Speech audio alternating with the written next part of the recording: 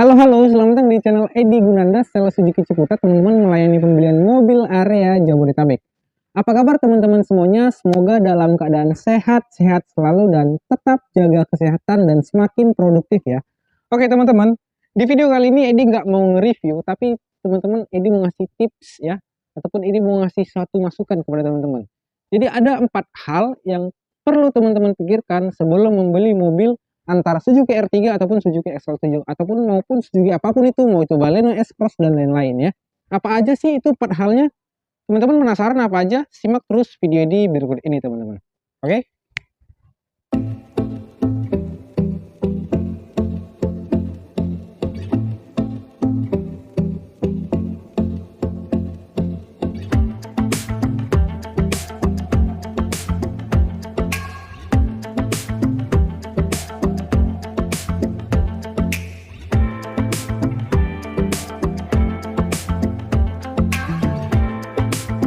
Oke, sebelum Edi memulai 4 hal itu tadi, Edi mau menyampaikan dulu kepada teman-teman bahwasanya kita lagi ada promo nih teman-teman.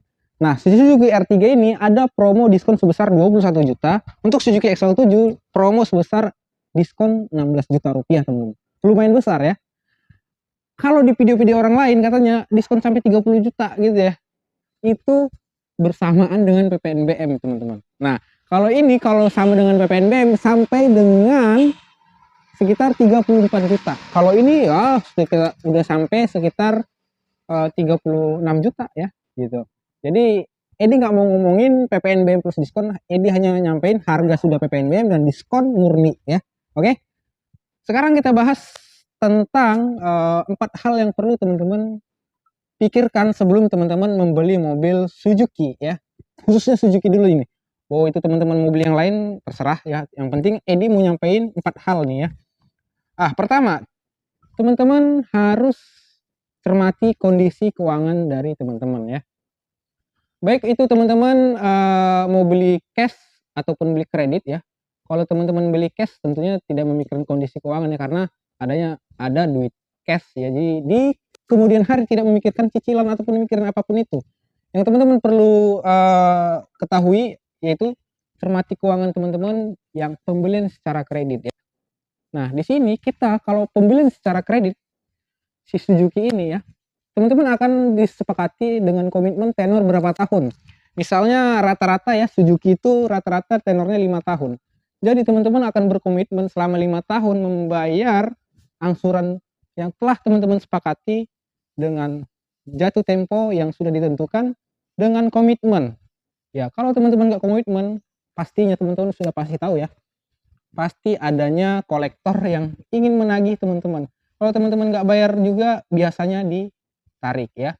Jadi saranku kepada teman-teman, teman-teman lihat kondisi teman-teman, gaji teman-teman berapa, pengeluaran berapa, sisain buat cicilan berapa gitu ya. Dan teman-teman juga harus melihat kondisi keuangan teman-teman. Kalau teman-teman bekerja di suatu perusahaan sebagai karyawan, apakah 5 tahun ke depan gaji teman-teman akan naik atau turun ya. Melihat kondisi ke depan, apakah ekonomi naik, bahan baku naik, segala macam, teman-teman harus memikirkan itu juga ya. Jadi jangan terlalu mepet untuk memaksakan untuk membeli mobil. Bukan saya Edi nggak nyaranin teman-teman beli kredit, tapi teman-teman harus pikirkan matang-matang. Edi sih maunya teman-teman beli kredit ya, karena kalau teman-teman beli kredit pastinya aku akan mendapatkan penjualan. Begitu juga yang cash, aku juga sangat sarankan teman-teman. Begitu juga teman-teman kalau membeli cash, pastiin teman-teman membeli asuransi. Oke, hal yang kedua, hitung DP dan cicilan ya. Ini khusus untuk pembelian secara kredit ya. Kalau kita ngomongin secara cash, mana ada DP dan cicilan ya, paling DP tanda jadi begitu ya. Kalau pembelian secara kredit, teman-teman perlu hitung DP dan cicilan ya. Contohnya, kalau teman-teman ditawarkan dengan DP yang murah ya, ataupun DP yang sangat-sangat murah, atau ada sebagian yang menawarkan DP 0% ya. Sebelum-sebelumnya itu pernah ada isu DP 0% ya. Dengan teman-teman membuat DP 0%, otomatis pokok hutang teman-teman yang akan bayarkan akan semakin besar. Dengan semakin besarnya pokok hutang yang teman-teman bayarkan, otomatis juga bunga yang teman-teman bayarkan akan semakin bengkak ya. Nah, Aku kasih contohnya nih teman-teman ya. Contohnya teman-teman menggunakan DP yang paling murah ya. Di Suzuki ada DP paling murah menggunakan finance BAF. Itu DP setelah dipotong diskon DP 23 juta, angsuran 4.600.000 selama 5 tahun. Selama 5 tahun itu teman-teman kalau dijumlahin itu totalnya senilai 276 juta rupiah. Nah, kalau teman-teman mengurangi pokok hutangnya, kalau mengurangi pokok hutangnya otomatis teman-teman DP-nya semakin besar dong.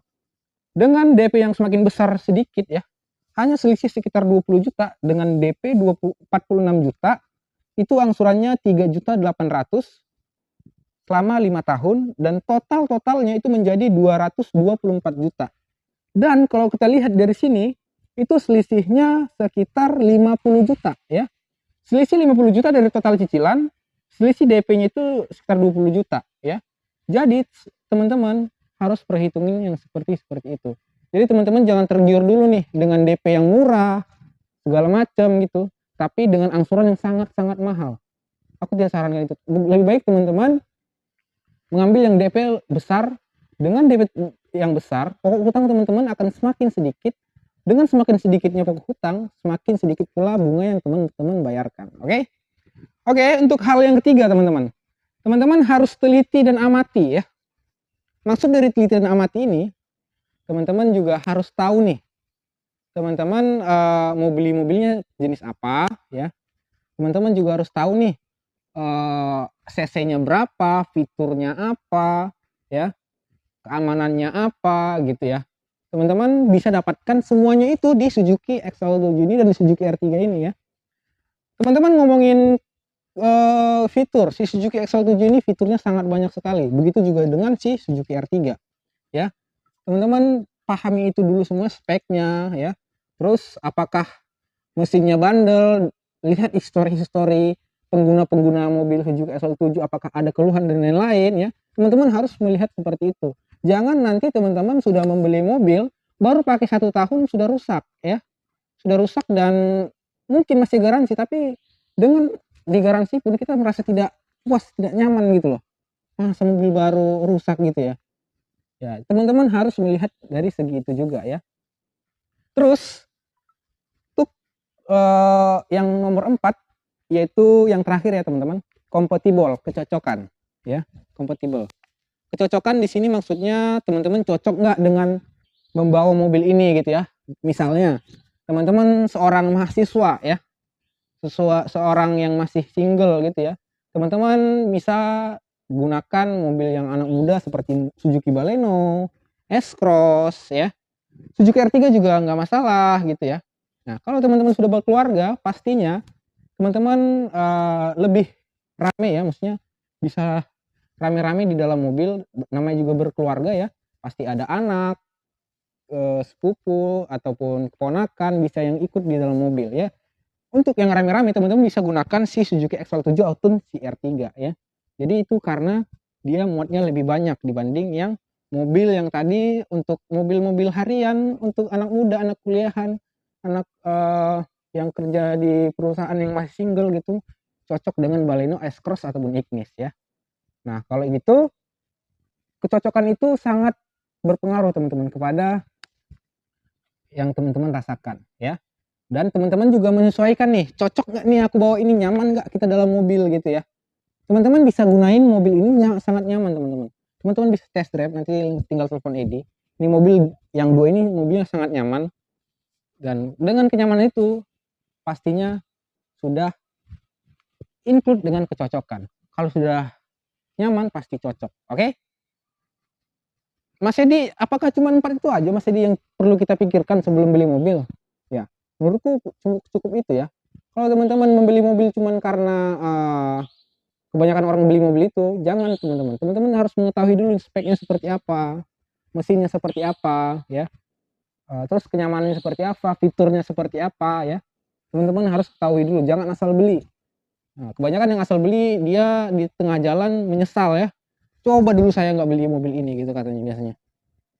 Kalau saya tahu nih Suzuki R3 itu mesinnya bandel, kabinnya nyaman ya, suspensinya empuk ya, fiturnya banyak gitu ya. Saya dulu beli R3 nih gitu. Nggak mungkin saya beli brand yang ini gitu ya kan. Oke, itu dulu lah mungkin teman-teman. Aku juga udah lumayan aus, aku minum dulu. Buat teman-teman yang ingin konsultasi atau ingin beli mobil Suzuki Axel 7 R3, kebetulan nih Suzuki Axel R3 nih, yang GX manual, GX Matic itu ready teman-teman.